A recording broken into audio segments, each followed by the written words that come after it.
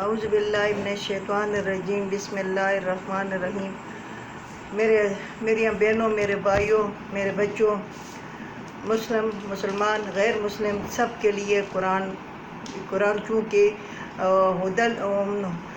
شفاء للناس و ہدی للعالمین، تمام عالموں کے لیے قرآن ہے۔ تو میں سب کے لیے کرتی ہوں اللہ تعالیٰ کسی کو ہدایت دے دے تو میرا بھی ثواب ہو جائے گا، آپ لوگوں بھی، اور اللہ تعالیٰ ہمیں بھی اس پر عمل کرنے کی توفیق عطا فرمائے۔ تمام مسلمانوں غیر مسلمانوں کو بھی اللہ تعالیٰ اس پر عمل کرنے کی توفیق عطا فرمائے۔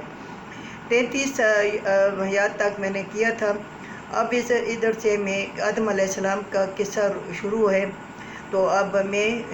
34 آیات شروع کر رہی ہوں۔ وَإِذْ قُلْنَا اللہ تعالیٰ کہتا ہے وَإِذْ قُلْنَا لِلْمَلَائِكَةِ اسْجُدُوا لِآدَمَ فَسَجَدُوا إِلَّا إِبْلِيسَ، جس وقت ہم نے کہا فرشتوں کو کہ سجدہ کرو آدم علیہ السلام کو، پس سجدہ کیا مگر ابلیس نے ابا انکار کیا،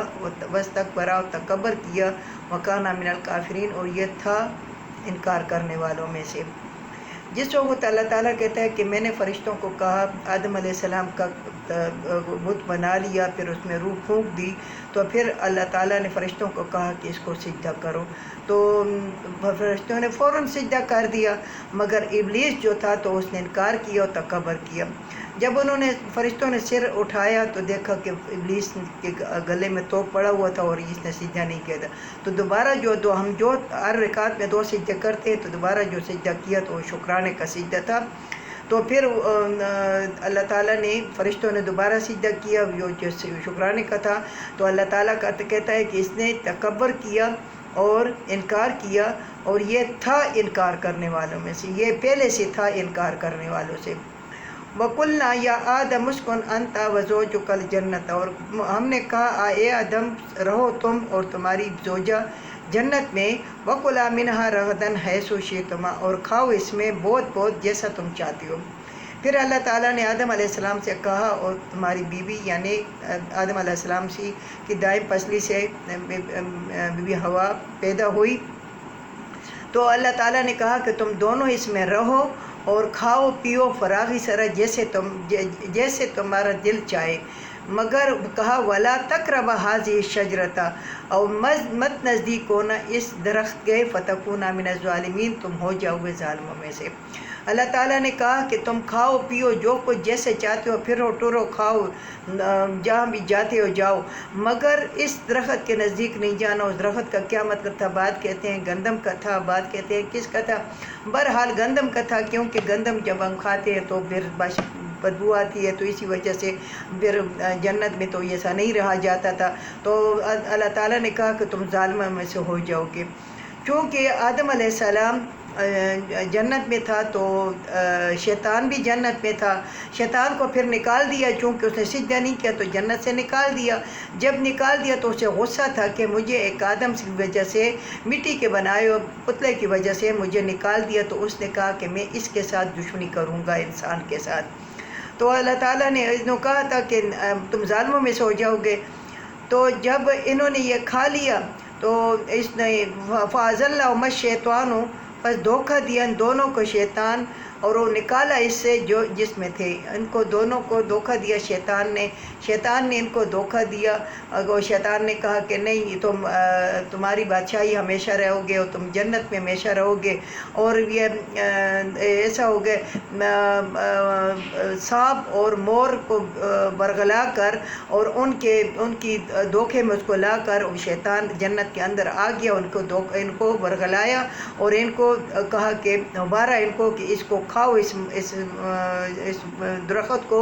اس پھل کو کھا لو، تم ہمیشہ جنت میں رہنے والے ہو جاؤ گے، اور تمہاری بادشاہی بھی کبھی خراب نہیں ہوگی۔ اس کا واقعہ پورا سورۃ اعراف میں انشاءاللہ میں پورا وہاں پہ پھر کروں گی، اب یہاں جتنا ہے میں اتنا وہاں پہ کروں گی۔ بس دھوکہ دیا ان دونوں کو شیطان نے، بس نکالا ان کو، وہ جو ان جنت میں تھے، تو اللہ تعالیٰ فرماتے ہیں وَقُلْنَا اهْبِطُوا مِنْهَا وَقُلْنَا اهْبِطُوا بَعْضُكُمْ لِبَعْضٍ، بس ہم نے کہا اترو، بعض تم بعض اس میں، بس اللہ تعالیٰ نے کہا کہ تم اترو، تم بھی نکلو، آدم علیہ السلام بھی، حوا بھی، اور سانپ بھی، شیطان بھی، مور بھی، سب نکلو اسے۔ عَدُوٌّ لَكُمْ فِي الْأَرْضِ، یہ تمہارا دشمن ہوگا دنیا پہ، یہ تمہارا زمین پہ دشمن ہوگا، یعنی شیطان تمہارا دشمن ہے۔ مستقر و متاع الہین، فائدہ دوں گا اور ٹھکانہ دوں گا اور فائدہ دوں گا ایک وقت تک جتنا تم رہو گے، یعنی پیدا ہوگے میرے بھائیوں، میرے بہنوں، میری عزیز ہم وطنوں۔ کئی تم نے دیکھا ہے کہ کئی میدان میں کسی نے اپنا سامان رکھا ہوا ہو اور کئی میدان میں وہ پڑے ہوئے ہوں اور کھانا پینا وہ کوئی بھی، اگر بنگلہ ہوگا بنگلہ نہیں ہوگا تو گھر ہوگا، گھر نہیں ہوگا تو یہ جھوپڑی ہوگی، خیمہ ہوگا، کچھ بھی ہوگا، مگر ایک ٹھکانہ ہوگا کہ وہاں انسان رہیں گے اور پردے میں، حیا پردے میں۔ تو اللہ تعالیٰ نے کہا کہ جگہ دوں گا زمین پر اور فائدہ دوں گا، یعنی کھانا پینا، رہن سہن سب کچھ دوں گا، الہین اپنے وقت تک، یعنی جتنا تم زمین پہ زندہ رہو گے، جتنا زمین پہ رہو گے تمہارے لیے سب کچھ فرمان ہوگا۔ پھر اللہ تعالیٰ نے کہا چونکہ آدم علیہ السلام آ گئے، پھر وہ چونکہ روتے تھے بہت زیادہ، ہر وقت روتے تھے، اتنا روتے تھے کہ اس کی آنکھوں کی وجہ سے ان جگہوں کے یعنی نالیاں سی بن گئی تھیں، اور جب چڑیاں یہ پانی پیتی تھی تو کہتی تھی کتنا میٹھا ہے، اور آدم علیہ السلام روتے تھے اور بہت زیادہ۔ تو پھر اللہ تعالیٰ نے کہا کہ فَتَلَقَّىٰ آدَمُ مِن رَبِّهِ، پس سکھا دیا آدم علیہ السلام کو رب اس نے کلمات، کچھ کلمے، کیا؟ ربنا ظلمنا انفسنا وان لم تغفر لنا وترحمنا لنکونن من الخاسرین۔ یہ اور بعض روایتیں کہتی ہیں کہ آدم علیہ السلام نے سر اٹھایا تو عرش معلیٰ پر لا الہ الا اللہ محمد رسول اللہ لکھا ہوا تھا، تو آدم علیہ السلام نے پوچھا کہ یا اللہ یہ کون ہے؟ تو اللہ تعالیٰ نے کہا کہ یہ تمہاری نسل سے میرا پیارا حبیب حضرت محمد صلی اللہ علیہ وسلم پیدا ہوگا۔ تو بعض روایت اس طرح کہتی ہیں، مگر چونکہ قرآن کی روح سے وہ کہتے ہیں کہ فَتَلَقَّىٰ آدَمُ مِن رَبِّهِ، بس سکھا دیا آدم علیہ السلام کو اس کے رب نے کچھ کلمے، ربنا ظلمنا انفسنا وان لم تغفر لنا وترحمنا لنکونن من الخاسرین، یہ سکھا دیے۔ فتاب علیہ، پس توبہ قبول کیا ان کا، انہ التواب الرحیم، بے شک یہ اللہ توبہ قبول کرنے والا مہربان ہے۔ یاد رکھو کہ انسان دیکھو 70 سال کا ایک کافر اگر 70 سال کے بعد وہ توبہ کرتے ہے، مسلمان ہوتا ہے، تو اللہ تعالیٰ اس کو بھی بخش دیتا ہے، کیونکہ اللہ تعالیٰ کا کیا ہے؟ وہ تواب الرحیم، وہ توبہ قبول کرنے والا مہربان ہے۔ میرے بھائیوں، میرے بہنوں، ہم جو بھی گناہ کرتے ہیں، گناہ کے بعد اللہ تعالیٰ سے مستقل توبہ کریں کہ اللہ تعالیٰ پھر ہم یہ گناہ نہیں کریں گے، اللہ تعالیٰ یہ خطا نہیں کریں گے، اللہ تعالیٰ ایسی نافرمانی آپ کی نہیں کریں گے، تو اللہ تعالیٰ بہت مہربان اور رحم کرنے والا ہے، توبہ قبول کرنے والا ہے، اور اللہ تعالیٰ انسان کو صحیح رستے پر لگا دیتا ہے، مگر انسان اگر کوشش کرے تھوڑی سی۔ تو پھر اللہ تعالیٰ نے کہا قُلْنَا اهْبِطُوا مِنْهَا، ہم نے کہا اترو اس میں سے جمیعاً تمام، کہا ابراہیم، اللہ تعالیٰ نے کہا کہ ہم نے کہا کہ اترو اس میں جمیعاً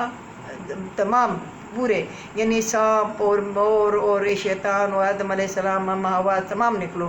فَإِمَّا يَأْتِيَنَّكُم مِّنِّي هُدًى، پس جس وقت آئے تمہارے پاس میری طرف سے ہدایت، جب بھی اگر تمہارے پاس میری طرف سے کوئی ہدایت آ جائے، فمن تبع ہدایا، جو بھی تابعداری کرے گا میرے راستے کی، تو جو میرے راستے کی یعنی میری ہدایت کی تابعداری کرے گا، فلا خوف علیہم ولا هم یحزنون، نہ ان پر کوئی ڈر ہوگا اور نہ یہ کسی غم میں مبتلا ہوں گے۔ تو اللہ تعالیٰ فرماتا ہے کہ جب بھی کوئی اگر، تو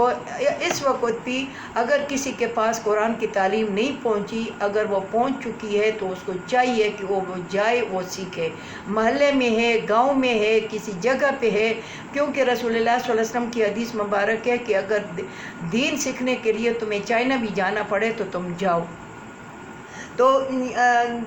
بات یہ ہے کہ اگر اللہ تعالیٰ کہتے ہیں کہ اگر تمہارے پاس میری ہدایت آ جائے تو پھر جس نے تابعداری کی میرے راستے کی، تو یاد رکھنا دنیا میں بھی کسی دشمن کا غم نہیں ہوگا، کسی ظالم کا غم نہیں ہوگا، کسی کا غم نہیں ہوگا، اور نہ تم آخرت میں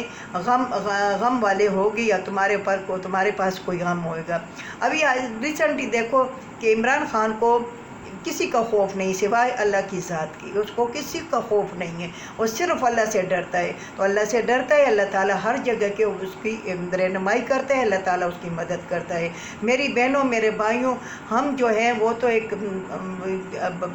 پرائم منسٹر رہ چکے ہیں، وہ تو یعنی اپر کلاس ہیں، ہم غریب لوگ بھی اگر اللہ تعالیٰ کی رہنمائی کی طرف ہم رجوع کریں اور اللہ تعالیٰ کی کلام کی طرف رجوع کریں اور اللہ تعالیٰ کی بتائی ہوئی ہدایت کی طرف رجوع کریں تو انشاءاللہ تعالیٰ اللہ تعالیٰ تمام دنیا کے غم ہم چلے